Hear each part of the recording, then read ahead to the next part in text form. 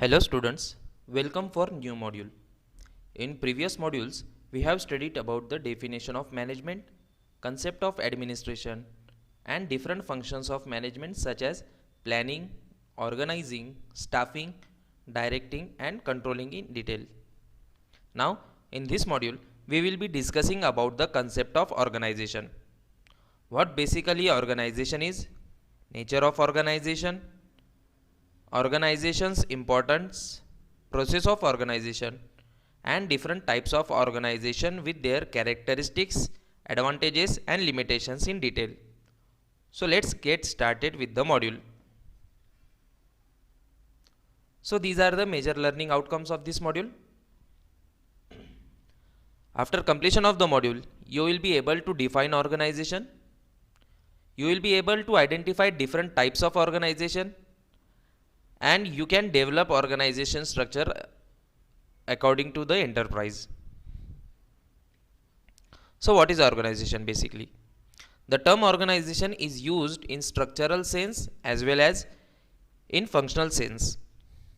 As a structure, it means a developed enterprise being operated to achieve the given goals.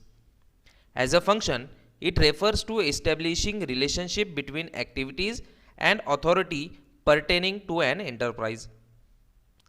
Some others use the term merely to indicate a firm or enterprise doing a specific business. Still, others conceive it as representing people discharging their duties. The pioneers and promoters of an enterprise at its inception and management later have to undertake concrete steps to bring up the enterprise in a tangible form by mobilizing capital, labor, physical assets, and arrange for business operations by using the resources in an orderly sequence. What is organization?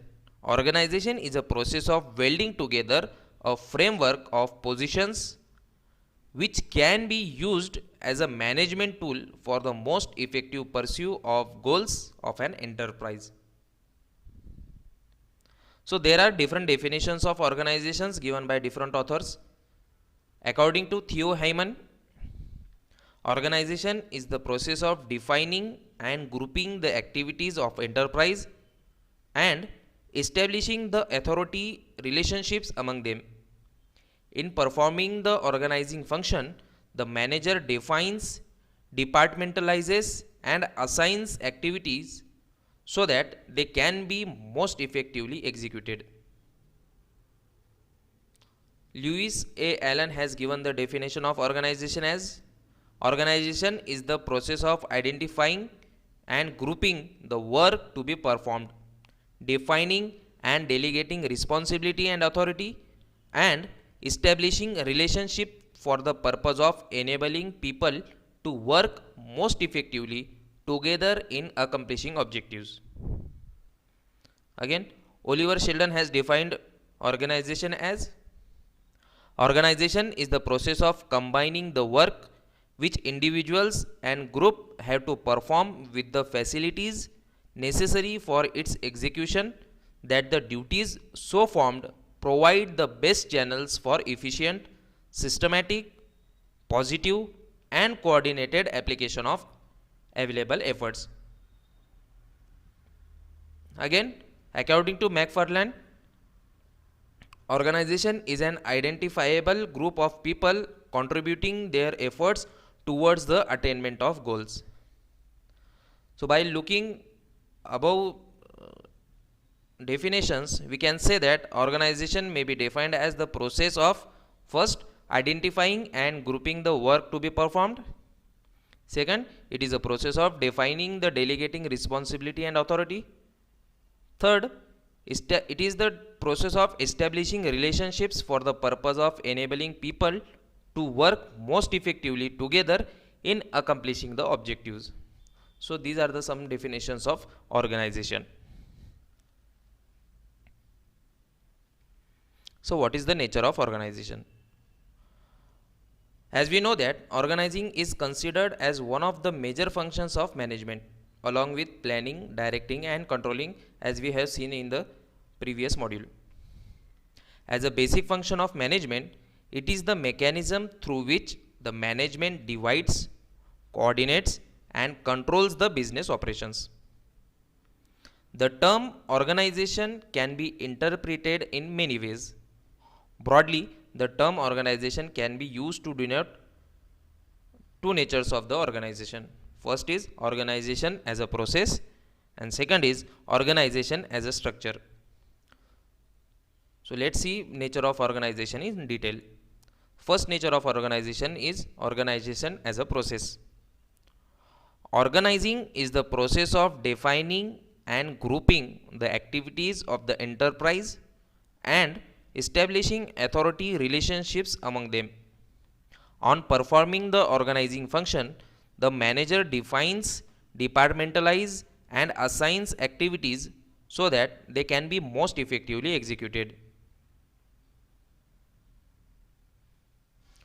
To quote Louis Allen, organization is the process of identifying and grouping work to be performed, defining and delegating responsibility and authority, and establishing relationships for the purpose of enabling people to work more effectively together in accomplishing objectives.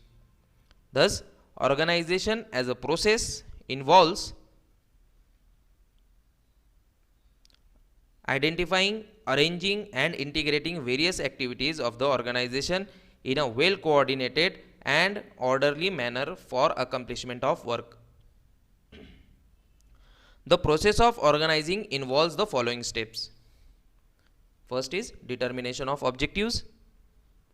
Next is division of work, grouping jobs and departmentation, assigning duties, delegating authority, and setting up a coordination mechanism. So this is the organization as a process. The second nature of organization is organization as a structure. In the second sense, organization is a structural framework for carrying out functions of planning, decision making, control, communication, motivation, etc. It can also be referred as the structural framework in which individual efforts will be coordinated and proper authority relationships will be arranged amongst various positions to which specialized duties have been assigned. According to Kuntz and O'Donnell, organization is the structural relationship by which an enterprise is bound together and the framework in which individual effort is coordinated. Thus, organization as a structure refers to network of formal and informal relationships between individuals which provides a mechanism for carrying out the functions necessary to achieve the desired goals. Organization as a structure has the following elements. First one is relationship between members of group. Second is common objectives. Third one is formal relationships. And fourth is effective communication and cooperation between members.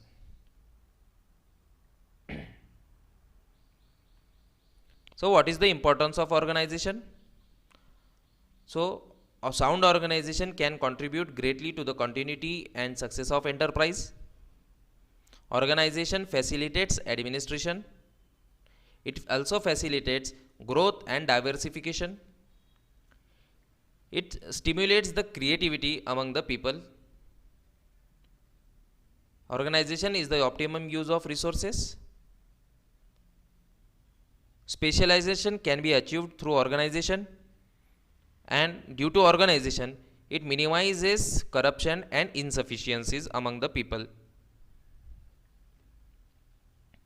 So what is organization structure? So organization structure is a systematic arrangement of people working for the organization in order to achieve certain goals. So different types of organizations are: first is line organization, second one is line and staff organization, third is functional organization, and fourth one is project organization, which is also called as committee organization. So let's see each organization with its characteristics, advantages and limitations in detail. So first one is line organization. So line organization is a simple and oldest type of organization in which each department is generally a self-contained unit.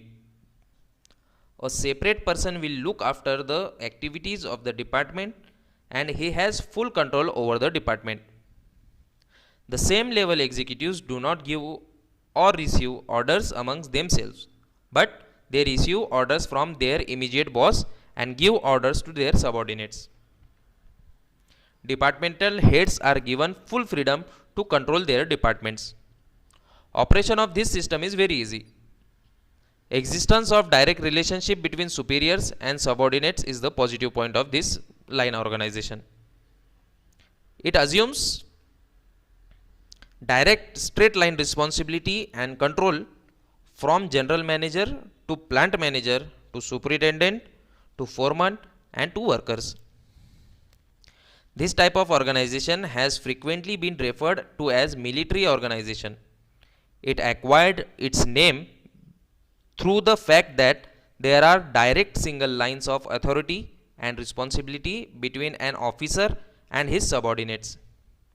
However, any similarity that might have existed previously between this form of organization and the organization of the military is now outmoded. According to Coons and O'Donnell, line organization refers to authority relationship in an organizational position where one person has the responsibility for the activities of another person. So this is how lines organization looks. As we can see in the chart, president is the higher authority of the organization and vice president is subordinate to him. Again, plant manager has departmental managers for different departments such as planning, production, manufacturing, stores, personnel, etc. And those departmental managers have workers to work under them. Here, line of authority flows from president to vice president to plant manager, again to departmental heads, and from departmental heads to the workers. Departmental managers cannot give orders among themselves. For example, production manager cannot give orders to planning manager, but they can get orders from plant manager and can only give orders to the departmental workers. For example, production manager can give orders to the only workers who are working in production department. So this is how line organization looks. So these are the advantages and limitations of line organization. So what are advantages? As we know that it is the simple type of organization. Here we can see that division of authority and responsibility. As authority, line of authority flows from higher level to lower level, so there is unity of control. Due to the self-contained unit of departmentation, it is a speedy action. We can see discipline in the line organization. As less number of workers are or managers are required, so it is an economical organization. It is easy to keep coordination between the organization. It promotes direct communication and there is a flexibility between this organization. So what are the limitations? So here is lack of specification. Managers have to overlook to his department, due to which it leads to lack of initiatives. Here we can have the scope for favoritism. Sometimes it is seen as dictatorial. The communication is limited. Line organization promotes united administration. It is a subjective approach, and here the stability is not more. So these are the advantages and limitations of the line organization. So where we can apply this line organization? Now where the line organization is more suitable? It is suitable in first small scale or sole proprietary organization, that is where only one person is managing the entire organization. Second, it is suitable with those organizations which have simple routines operations in similar fashion. Third, this type of organization can be used to organization having automatic and continuous production functions. For example, some manufacturing companies having automatic plant where no creative work is involved. Also, this can be used in organizations having short chain of command and organization having a few subordinates at each level. So, second type of organization is line and staff organization. As the business enterprises grew from simple to complex organizations, a need was felt to devise an organization in which advantages of line as well as functional organization both may be available. It was felt that in a large organization, a few executives cannot perform all the functions themselves, as we have seen that in limitations of the line organization. And they needed assistance from the specialist in different areas. Thus, the line and staff type of organization was developed. In essence of the line portion of a line and staff organization serves to maintain stability and discipline, whereas the staff or functional portion serves to bring expert knowledge to bear on problem. It is more popular, especially in large enterprise. An idea about it can be had from the chart given below. The role of staff should be clearly understood. The staff is usually advisory in nature and has only the power to recommend. It has no authority over the line. Its main function lies in rendering advice, assistance, and the provision of expert and specialized services. At the top level, it renders advice, whereas at the lower level, it is more concerned with rendering services. It may be noted that the work of the staff does not have any direct effect on either the finance, production, or the distribution of the product. However, it does not mean that their functions are useless. In practice, there is no clear-cut distinction in the line and staff authority. The same person may hold both. It is also to be noted that the staff departments within themselves are organized on the line basis. The personnel department, for example, is a staff organization if considered from the point of overall firm, but a personnel officer or manager would have line authority over the staff or subordinates working under him. As we can see in the chart, precedent is provided with the staff here. For legal advices, legal counselor is there, and for public relation advices, public relation advisor are there. They only provide advices and they do not possess any command authority. So there are three types of staffs. First is personal staff.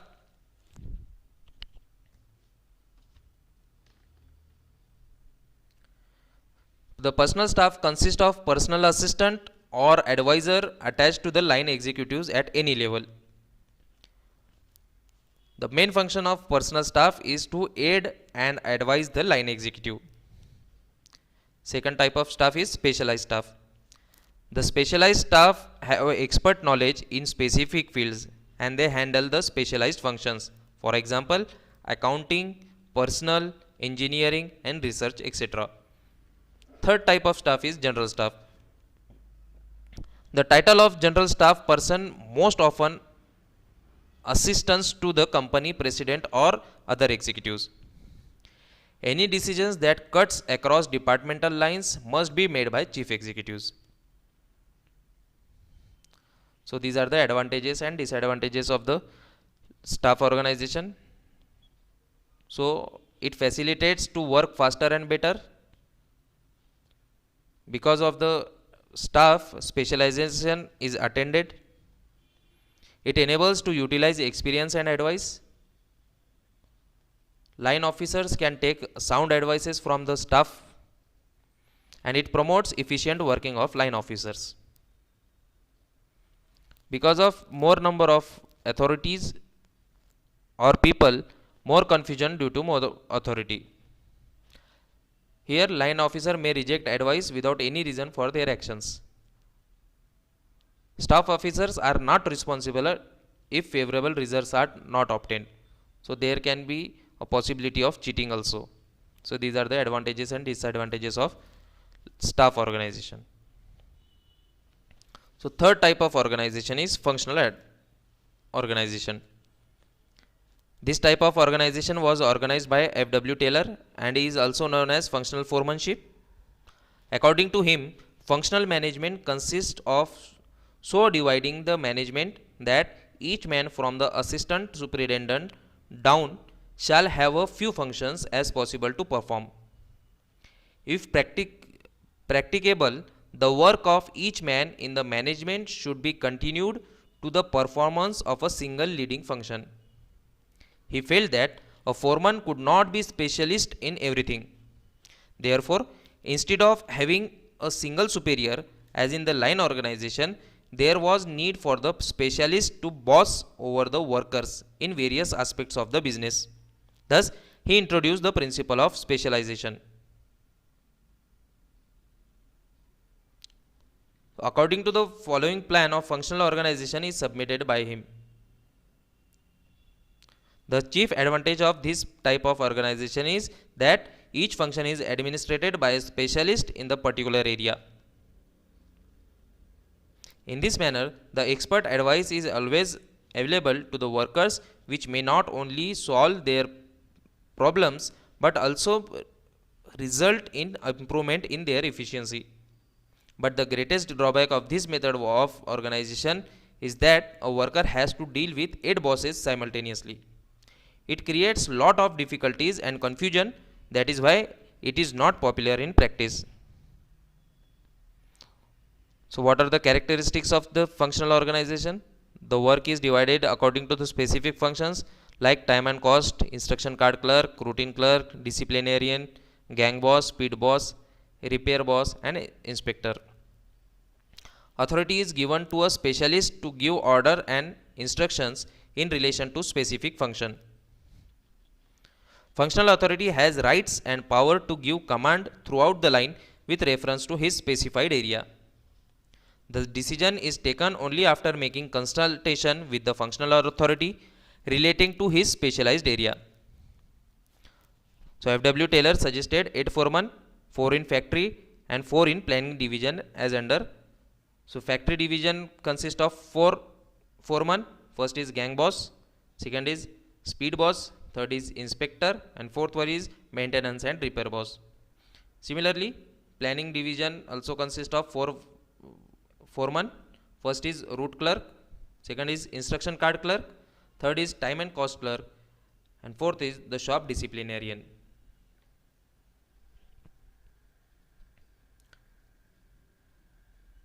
So this is the characteristic of organization as we have discussed.